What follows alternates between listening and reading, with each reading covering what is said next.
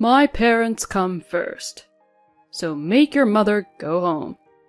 It was at this point that my love for my husband has completely disappeared. Right, let's go home then. He grinned. Finally, you're going to obey me. Well, then make sure to look after our house. I ignored my husband's words and began to walk into the inn with my parents. Hey, what the hell are you doing? The inn's exit is the other way over there. Huh? Because you told me to go home, didn't you? That's why we're going home. Huh? What the hell are you talking about? This inn is my father's parents' home, you know? Excuse me? My name is Marla. I'm a 30-year-old office worker. I was raised by my father who works for the government and my mother a housewife. I respect both of my parents, my father who is strict but teaches me the right path, and my mother who is understanding, flexible in her thinking, and having a calm aura. I have been working at the company for 8 years, which was where I began to work for night after I graduated college. After 8 years working as an adult in the society, as one would expect, one experiences many things. I married my husband Chris when I was 25 years old. When I was 27, I gave birth to our first child, our son, Aaron. After taking maternity and childcare leave, I returned to work and now work as an office worker while raising our son and taking care around the house. Although my husband is kind in some ways, there are some things I like to complain about. First of all, Chris basically doesn't do any of the housework. I don't blame him for not being able to cook well. My husband lived at his parents' house all his life until we got married, so he has never cooked on his own. However, I would like him to do at least the laundry and cleaning around the house, which anyone can do as soon as they learn them, but he always puts the responsibility onto me by saying, Marla, you always get it done quicker than me, so... At first, everyone is slow, but as you get used to it, you'll get faster at it too. I would explain that to him, but he would give vague answers and eventually not do it. And around that time, I became pregnant and went back to my parents' home to give birth at a local clinic near my parents' house. I had hoped that while I was gone away, Chris would at least learn to do his own housework during that time. But apparently, my mother-in-law had moved in and taken care of the house chores while I was gone. Hearing this story, I was disappointed and decided to stop having expectations about my husband doing the housework for me. Another frustration was the presence of my parents-in-law. As I mentioned earlier, my mother-in-law spoils her only son, my husband, and visited us frequently. She also seems to think that her adorable only son was taken away by me, his wife, and she would always glare at me. Marla, what is this? What the heck is this dish? Well, obviously it's curry. I know that it's curry. Huh? Then why would she even ask me that question? Where are the meat? Huh? The meat for the curry. You want Chris to eat a curry without any meat? Grill some meat right now. What? But you can't just grill any meat. Make sure you prepare it and grill good quality beef. That's what my mother-in-law would order me to do. We didn't have kids at the time, so the burden was a little less, but it was still difficult on me physically and mentally to hear my mother-in-law say such troublesome things to me, especially after work. Oh, it's curry with meat today. Please eat as much as you like, honey. I grilled lots of meat for you, Chris. Yay! This is the best. Thank you. But I was the one who cooked it, though. My mother-in-law was smiling and serving the food to my husband as if she took credit when I was the one who put all the time and effort into making it. When my husband once said, I'm glad I get to eat a lot of my mom's cooking even if we get married. I indeed snapped at him when it became just the two of us. Your mother says whatever she wants and just only orders me around, but she doesn't actually cook anything, you know? If you say something stupid like that again, I won't cook for you anymore. Okay, I'm sorry. For my husband, he seemed to think that I suddenly snapped at him and was quite surprised at that time. But on the contrary, it seemed to have a positive effect, and after that, when my mother-in-law served food in front of my husband, Chris would also ask, saying, Did Marla cook this? And every time I would reply, Yes, I cooked it. Then my husband would say, Marla, your meals are delicious. I thought at the time that he was a person who could understand if I say it properly, but this in turn made my mother-in-law jealous. Marla, I'll cook today. What? Saying that, my mother-in-law bought a lot of ingredients. That's a lot. Are you okay? I'll make you realize that what Chris really likes is my cooking. Saying that, my mother-in-law began to cook. I made these meals today. Here, eat up. Oh, wow, it's steak. Mom, your steak is really delicious as always. My husband ate it happily. Seeing this, my mother-in-law said with a look of triumph, See, my cooking is better than yours, isn't it? But, to be honest, I didn't feel irritated at all or anything like that. It didn't matter how good my mother-in-law was at cooking, because it was a given that the food was delicious. All of the ingredients my mother-in-law bought were from high-end stores, and the meat for the steaks were quite expensive. I mean, if she bought it from a place like that, it'd be actually hard to make it not tasty. I may have overspent a little, though. So, Chris, I'm sorry. My mother-in-law would pretend to apologize like that to Chris. My husband, who does not do any housework and doesn't really care about food expenses, said, Oh, it's fine. Marla is managing the household budget. And told me to pay for what his mother bought today. I was astonished when I saw the receipt she gave me. It had cost $200 for just one meal. Not only was the meat expensive, but the caviar for garnish, the organic vegetables, the wine that cost a lot for cooking, and so on. The way she spent the money was just reckless. After that, I decided to try not to spoil my mother-in-law's mood and tried to be nice to her. Then my mother-in-law got into a good mood and stopped causing trouble. But it was still stressful for her to come over to our house so often. Later, after the birth of my son, not only my mother-in-law but also my father-in-law decided to come to visit us frequently too. This boy is going to be a big shot like me in the future. Let's buy him a lot of nice things while he's still young so he can prove his sense of style. My father-in-law would say things like that and buy expensive baby items on his own. When I say, I think something a little cheaper would be fine, he gets angry and won't listen, saying, What if that makes his taste worse? And wouldn't listen to me. I wanted to ask my husband for help, but he was too busy being with my mother-in-law to help me out. My husband, being the insensitive husband that he is, didn't really understand that I was in trouble. When my son was newborn, my father-in-law was still working, so he only came on weekends. But this year, my father-in-law is retiring. If that happens, my father-in-law will definitely come to see my son on weekdays as well. I shudder just thinking about it. Incidentally, this year is my mother's 60th birthday. I wanted to do something for her to thank her for raising me. I wanted to do whatever she wanted, so I went home for the first time in a while and asked my mother, Is there anything you want to do for your upcoming birthday? You don't have to worry about it. You're busy too, aren't you? No way. It's your 60th birthday, so let me celebrate it properly. That's right. Thanks to you, honey, I've always been able to live comfortably.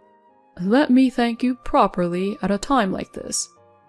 My father said that, and my mother laughed in embarrassment. "What are you doing, saying something like that out of the blue?" "What? I was just saying what I was thinking." Seeing my father, who was strict but unintentionally making those kind of comments, and my mother, who was embarrassed, I felt at ease. "Oh yeah. Oh, I might have a place I want to go." My mother says so, and I leaned forward to ask, "Oh, where do you want to go?" "To your father's hometown. Marla, you were born right after we got married, so we haven't really had a chance to sightsee around." "I see. Father, your hometown is known to be a ski resort, right?" "Yeah, it is. I haven't been back there in a long time, and since it was my hometown, I didn't really go skiing that much. After coming to the city for college, I realized how precious my hometown was." "Let's celebrate Mom's 60th birthday with a trip to the ski resort in Father's hometown then." "Oh, that's right, Marla. I want the inn we're staying at to be here." Saying that, my mother showed me the screen of her smartphone. It showed the website of a certain inn. "Oh, is this place?" "Yes, it is. You might be too small to remember." "No, I remember. I was about 3 years old, right?" "What the heck? We're going on a trip, but you want to stay at the inn here?" "Yeah, you miss it too, don't you?" "Well, yeah, I guess so. I have a feeling they'll be so loud when we go there." "Well, anyways, I'll make the reservations."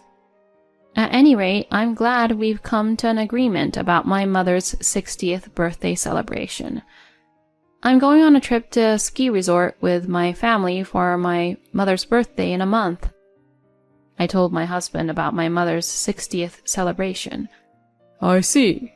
So your mother is already turning 60 years old, huh? Have fun." "Yeah, thanks." My husband agreed without any objection at the time, but later on, he suddenly said something outrageous. "For the ski resort trip to your mother's celebration, we're going to join you." "What? What do you mean, we?" "We, meaning my mom, my dad, and I, will join you all. You know what I mean, right?" Now, wait a minute. Why are you deciding that on your own? It's my mom's 60th celebration, okay? You're supposed to at least ask if you can take your parents, right? "Even if you tell me that, both my parents are already in the mood for it. The ski resort we're going to stay at is a popular, luxurious inn that's been featured in magazines and on the TV, right? They were saying that it's not fair that you guys are the only ones going to it." Huh?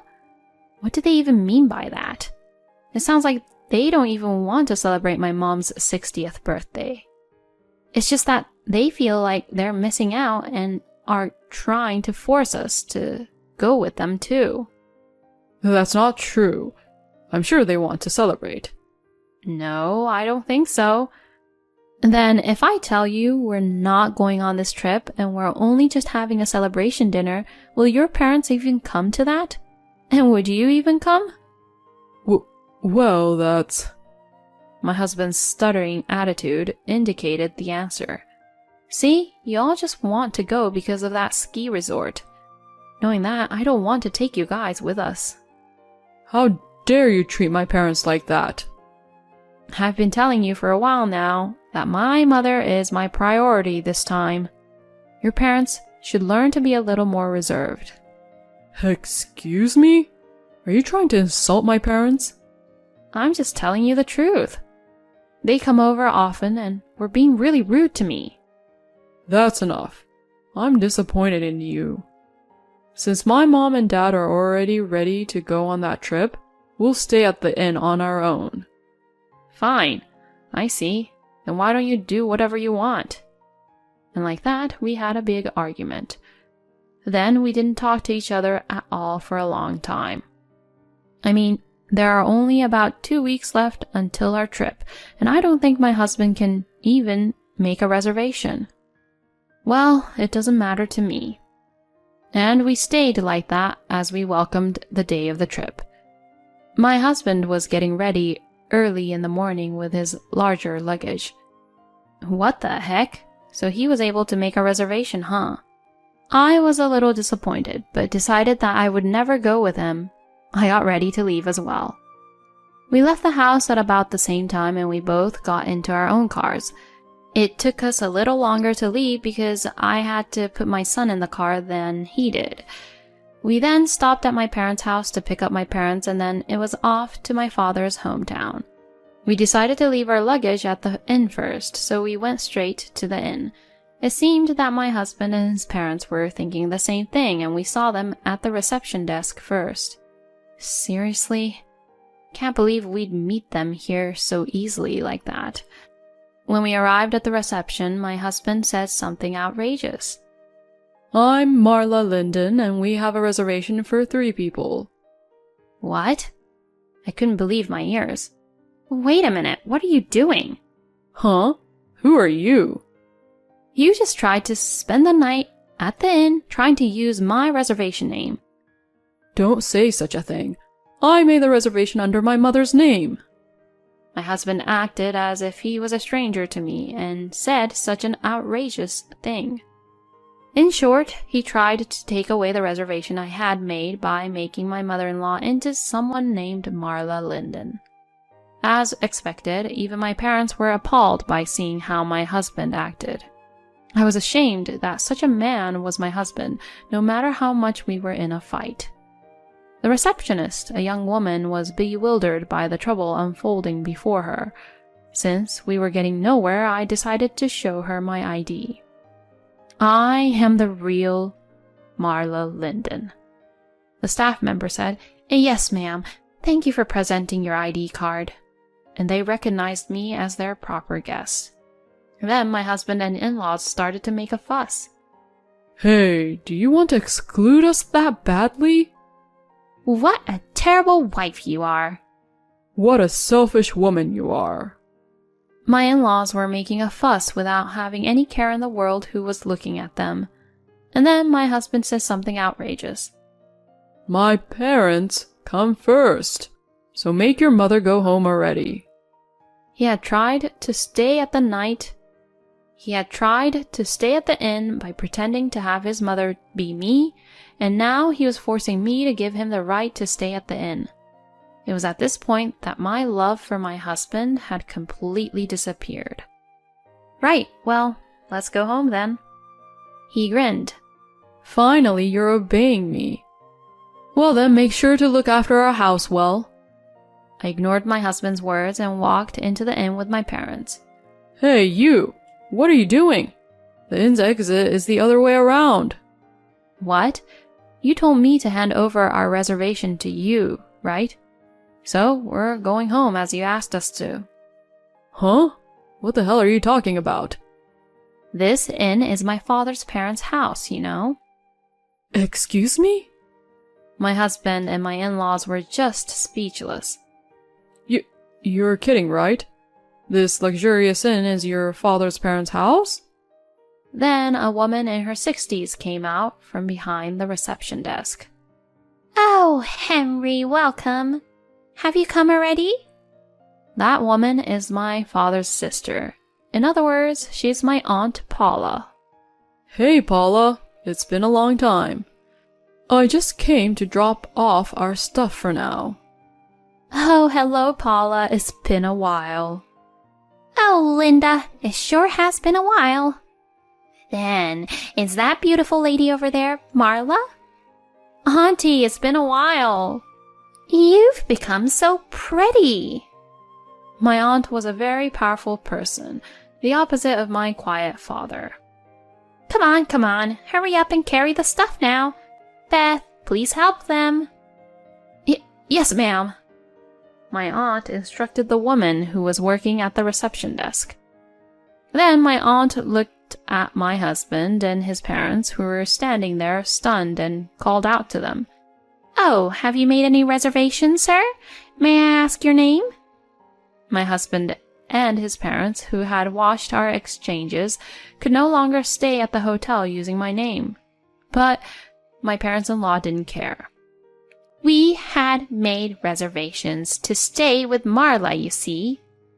That's right. There should have been a reservation for 6 people. I can't believe my parents-in-law would say such things like that. Then my husband started to get in on it too. That's right. And yet, we were told that the reservation was only for 3 people. Isn't that strange?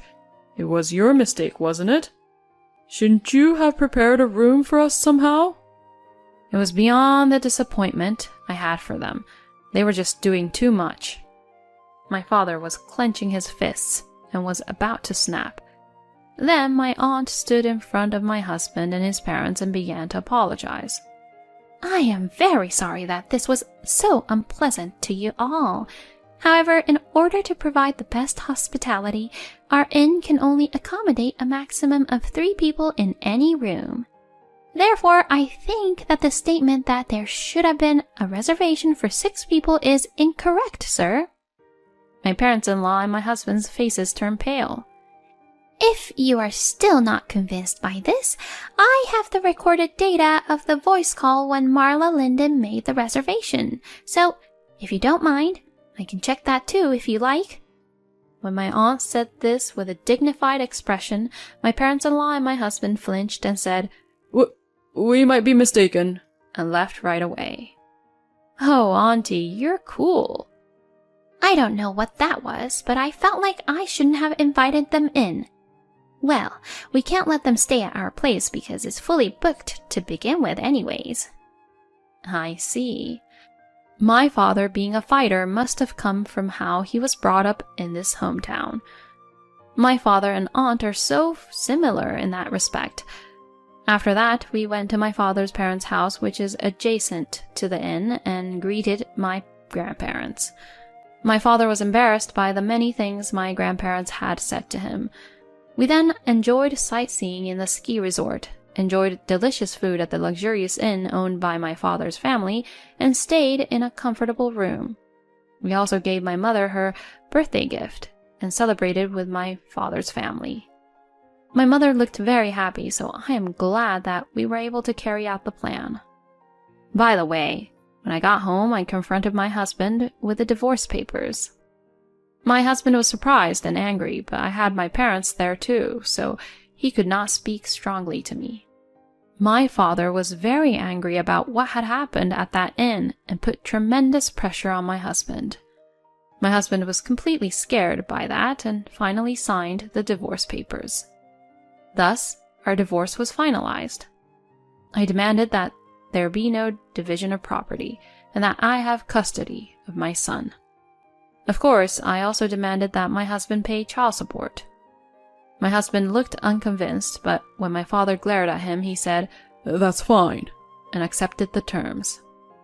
After that, I returned to my parents' home, and with the help of my parents, I am raising my son while working as a single mother. By the way, my ex-husband blamed my ex-parents-in-law, saying, It's you two's fault that I got divorced, and cut off ties from them. Then Chris's mother, who loves her son dearly, blamed her husband, saying, It's your fault that my son is gone, and blamed everything onto Chris's father. Then Chris's father, who felt offended, said, Well then, let's get a divorce. And now they're both divorced too. I didn't think it would end up like that, but it was hilarious, and I think they all got what they deserved. I, on the other hand, am very happy with my family. My mother's room is decorated with family photos taken together to celebrate her 60th birthday, and we talk about going on trips together again. Thank you for watching to the end. Please subscribe to our channel if you like. See you in the next video.